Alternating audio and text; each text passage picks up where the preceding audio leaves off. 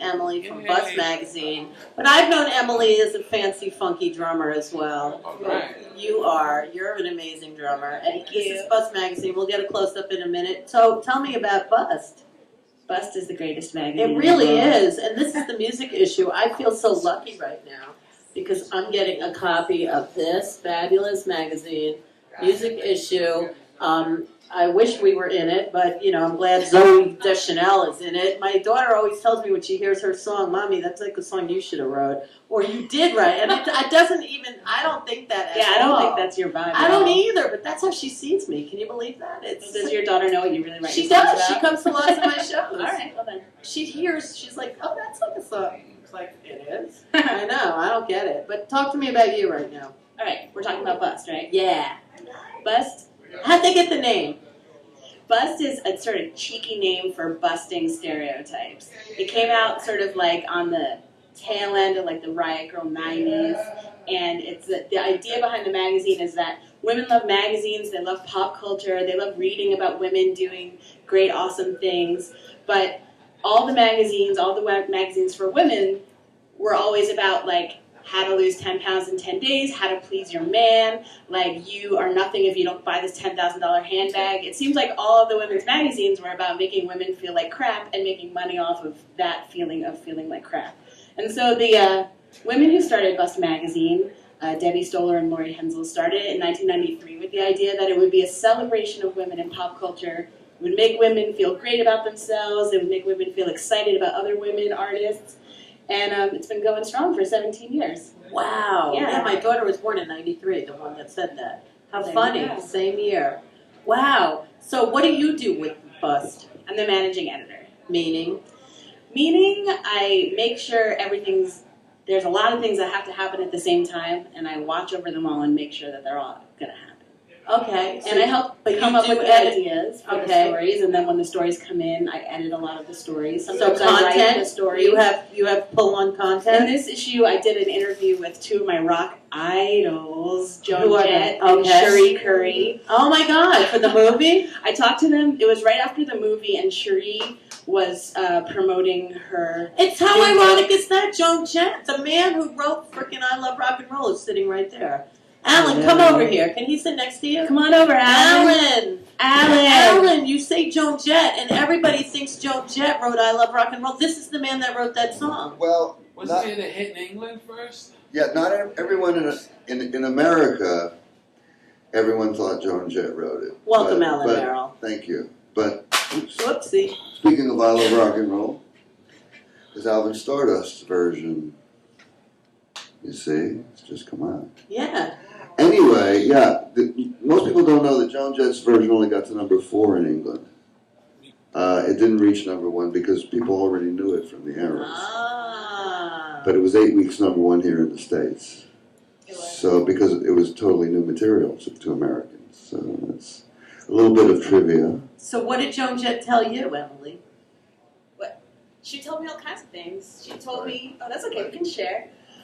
She told me a lot of really inspiring stuff about how being a woman in rock is really hard, and people are always trying to beat down, and people are always trying to tell you that you're not doing it right, and that you have to, like, stick by your guns, keep hitting the stage. So how accurate was the movie?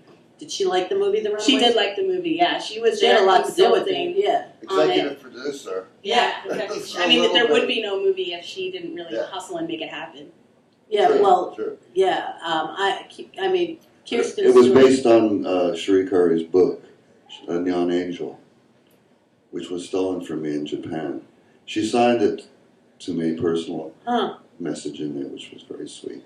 All I know is that song, Cherry Bomb. I've never heard that song as much as I hear it now. Joan wrote it. I've heard that song so much now. I mean, I think I heard it today.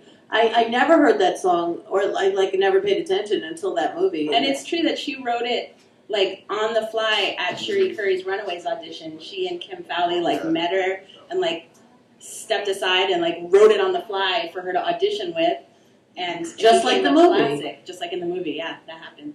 Did you see the movie? You obviously saw the movie. Hell yeah. Did you love it? Loved it. I wanted to jump out of my seat and just yeah. It was really cute. Very, as a being in a band as you are, it's inspiring to see women make it to the top. Especially those Planners clothes and and- makeup and Dakota Fanning. And oh my God, she is the cutest little thing. Yeah.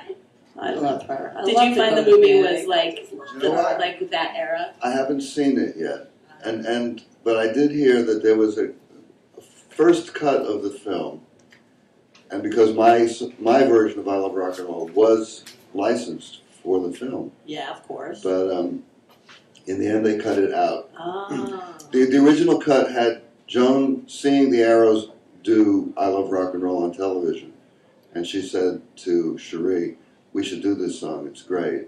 And Cherie says an expletive,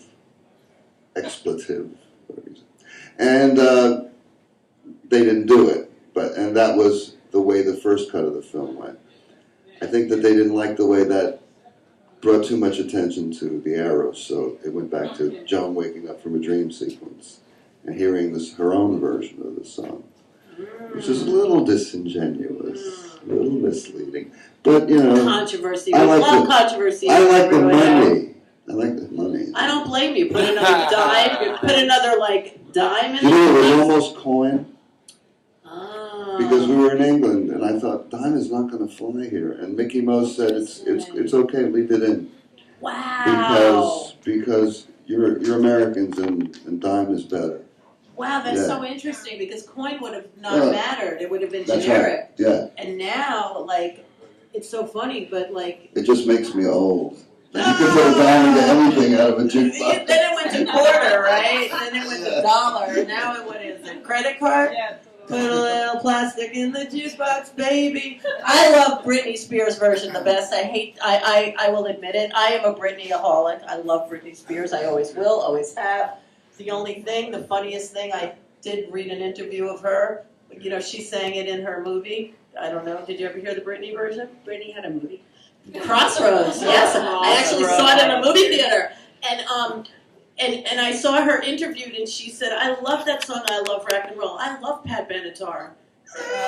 I love Britney. I But love her so much. Brittany was being sarcastic. I hope so. No, because she was asked so many times, "Why are you covering a John Jett song?"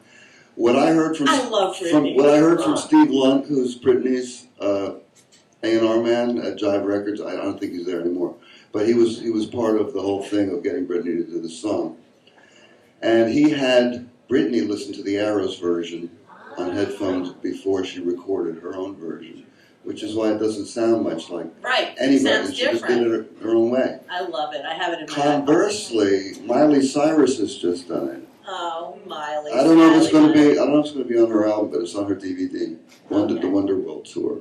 And Miley does My Little Laugh. After I knew she must have been about 17. She is. You know, in my I knew he must have been about 17. I'm going. She heard me. She listened to my version. So you know, yeah. Interesting. That Miley, she's cruising. Is she going to be on the Yeah. cover of a Bust magazine soon? That provocative little thing. I read about her today with Perez Hilton. She had a little issue. Did you read about that? Yes, I did. And what do you think about that? Porn or no porn? Well, that's just silly. What, from Perez? Well, I think The whole thing. It's just controversy. it's controversy doesn't mean anything. We actually have an editorial about Miley in the next issue. So how famous do you have to be to get in Bust magazine? You have to be pretty famous to get on Bust magazine, but we have all tiers of rising stars inside. Nice. I would say. So how do we get Ruined Who people on? Well, you guys were on Bust.com yesterday. Thank you so much. We'll have to highlight that link and put it on Facebook. Uh-huh. Exactly. Yeah, like everything else. Exactly. Because is your band on hiatus? My band's on hiatus. Okay. Your band is pretty funky though. What's your band called? It's called Royal Pink. I like that name. And they sing dirty little ditties, man. Dirty punk songs. They do. I like their style. We get along well, our bands. We do. We're a good band. I know, it's true. So what else do you want to say about Bust? What's your favorite thing about Bust magazine? I like that girls can read it and not feel like crap.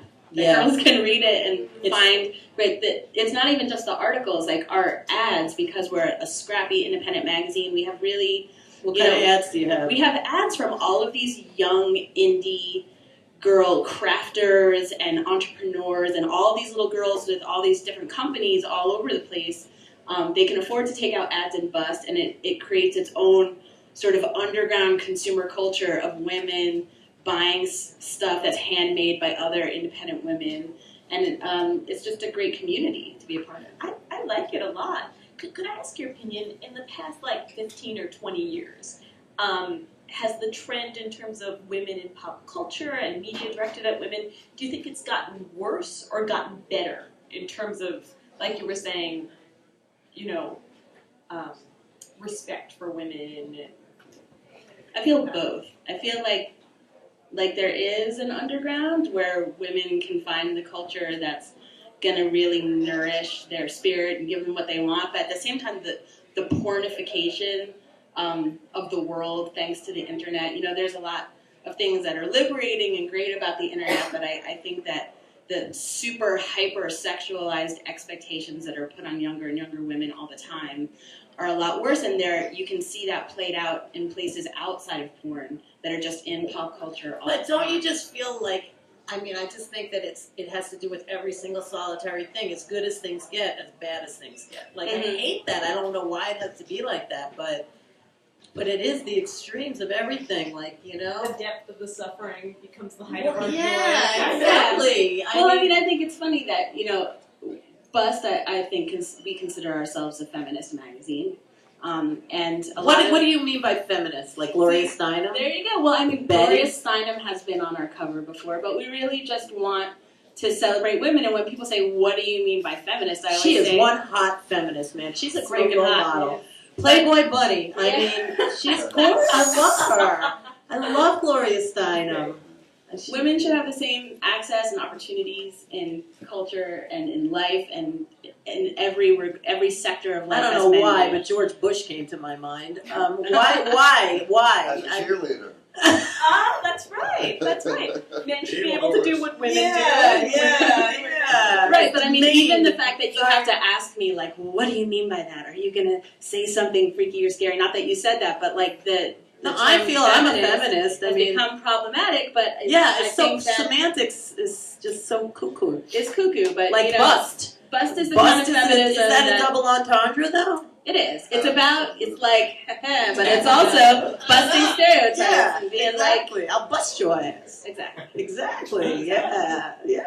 I like it. It's a great magazine. I'm glad you're still alive, and you find that it's growing instead of shrinking. Yes, Because there's a need for it. totally a need. All right. Now, on the other note here, besides the bust, inside every good bust there is a skeleton. Yes. And I need a skeleton from your closet, Emily. I had to think of a new one because I gave you one last time on Well, your show. that was but a long, long time ago. I'll give you one in commemoration of Eric Sagel's birthday. Okay, love story. Walk-in closet?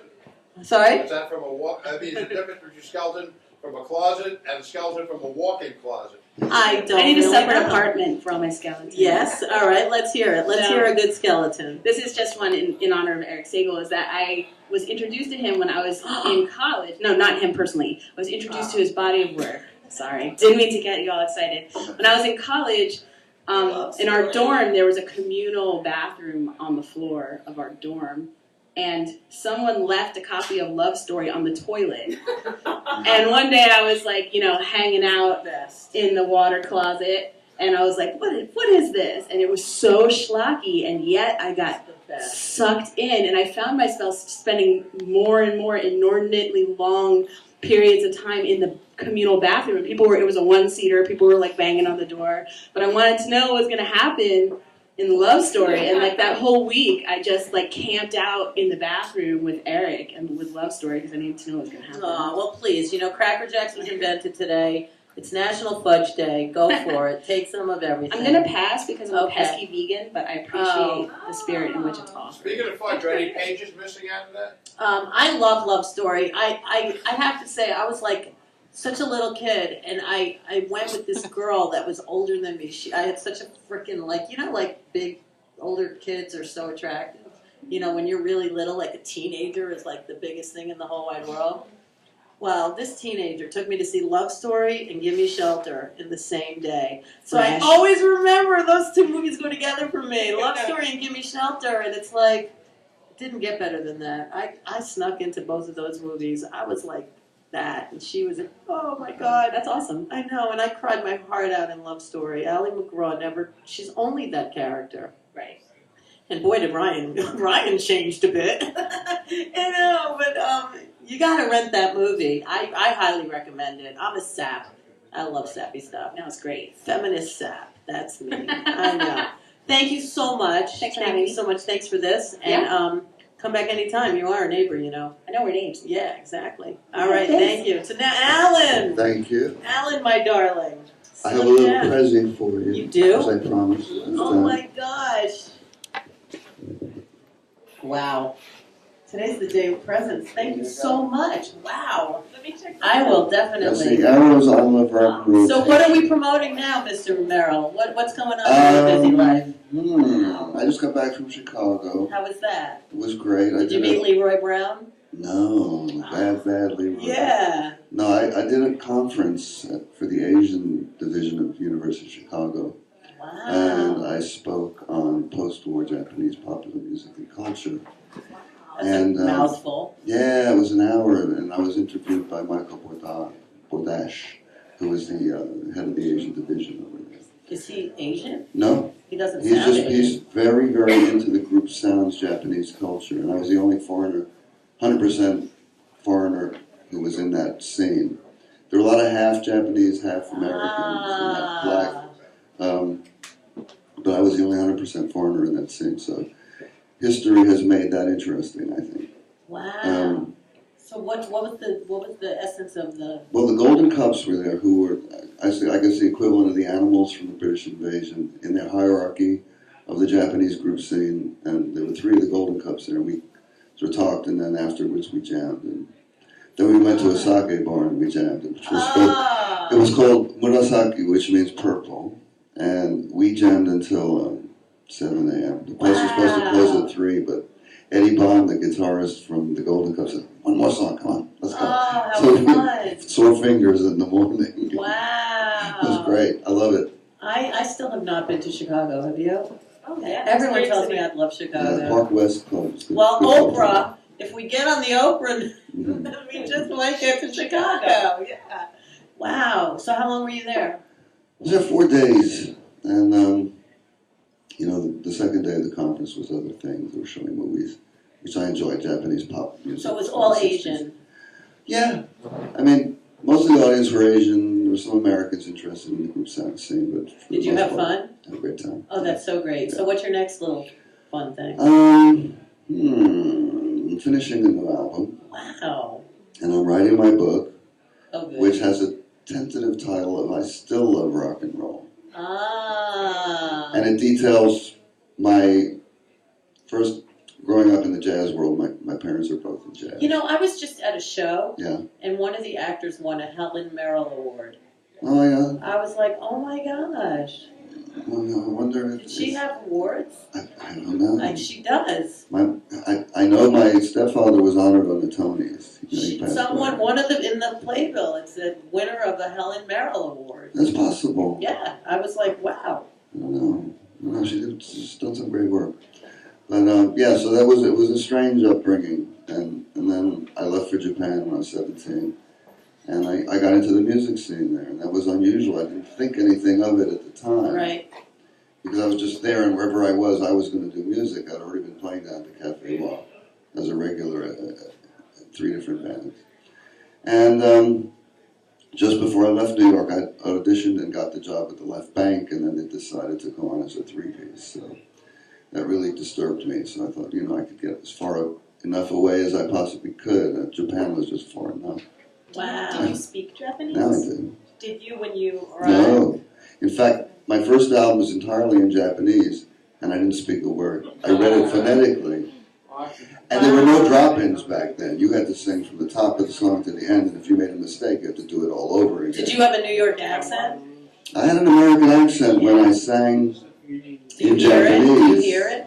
Oh, they copied it, and it made Japanese rock more foreign. So all the Japanese singers now sing with a foreign accent. Oh, That's wow. awesome.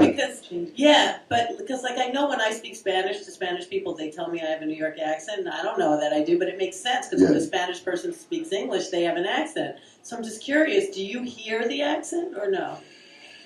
I don't hear it when I speak Right, it, that's but what I they mean. say, you know, when you listen to Japanese people sing in English, that's what you sound like. That's what I mean, exactly. How cute. Oh, that's so cute. It's charming. I like that. That validated. Now, do English people have an English accent speaking Japanese? They probably do. Probably, Oh, yeah. they have to sound so cute, right? Jimmy arigato. That's still English, you know.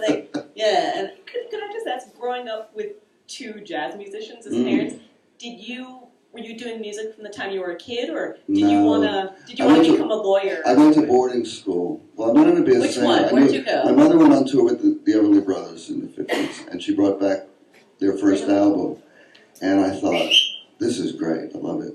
And I thought this is what I want to do. So wait a minute. Where'd you go to boarding school? I'm just curious. I went to Aiglon College in Villars-Chazières in Oh, so- Switzerland. So do you speak French? Fancy. You speak French, Japanese, English, what else? A little Italian. Wow. So you are a walking UN.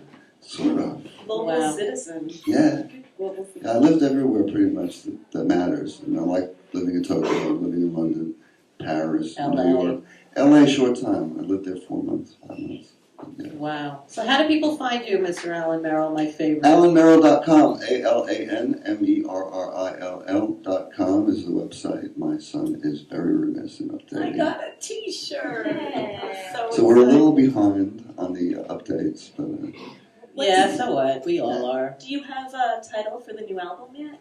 Still love ooh, I am. Oh, that's the book. I'm thinking of calling the album You're good. "Running the Numbers," but I'm not sure. What's your lucky number? My lucky number is 413, because 4 is the bad luck number in Japanese in Japan, and 13 is the bad luck number here. So I figured put them together, double negative makes a positive. I like And then it. that's 7, and 7 is generally considered to be a Lucky. the Yeah, 7 but the double characters. 7 would be unlucky. That's 8. Oh, sorry. Yay! I got you back. Oh, sorry. Yay, we're even. Good, good. I know. All right, not that I'm down. I just wanted to say- I can't believe how competitive I am, even when I didn't admit it. Healthy I know. competition. All right, vote for that dumb thing on Oprah. Yeah, I know. I gotta win. I gotta win something in What's this the life. website? My own Oprah? Is that it? My own. My own Oprah. So search for Rue, and then vote for Rue and who. Anything else you need to say? Because I got There these is. stupid people from Switzerland, Sweden. Stupidity. Stupidity. Yeah, This is- exactly. They're like dancing to come on. So I we know. need more Come on, stupidity. stupidity. This is yeah. I love rockandroll.org. One word. That'll show all the artists who have recorded the song. You. There's about 100 artists listed who have So recorded. tell me, the at song. the end of the song, how many times does it go? Depends. I love rock. I always put my hand up and that's it. So how many times? So you don't even know. No, it depends on how the crowd. If the crowd is singing along, I'll go 8, 10 times. But if they're not, 3 times. I once did that song on karaoke a long time ago, and I It's- had no idea how to end it. Like, it just kept going. And It's going. not easy. The I breathing, know. you have It's to like know the how to breathe. funniest song to because do. There's nowhere to catch your breath. There's no, and it Yeah. never ends, Right. which is fine with me, Yeah. because it just goes and goes and goes. Just Right. like you, the ever-ready I battery. hope so. Of course. All right. It's always a pleasure, my love. Always a pleasure for me too. We'll be right back with stupidity. Thank you, Alan Merrill. Thank you. One more. Ruin who?